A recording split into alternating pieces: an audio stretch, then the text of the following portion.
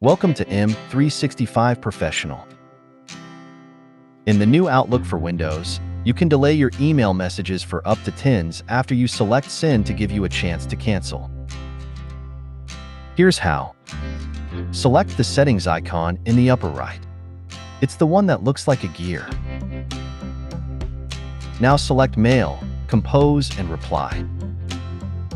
Scroll down to the Undo Send section. Select how long you want Outlook to wait before it sends your messages. You can choose up to 10s. And select Save. Now, after you select Send, an Undo button will appear for the specified number of seconds. Just select it to cancel. Thanks for watching. Don't forget to subscribe. M365 Professional. Check out more content here.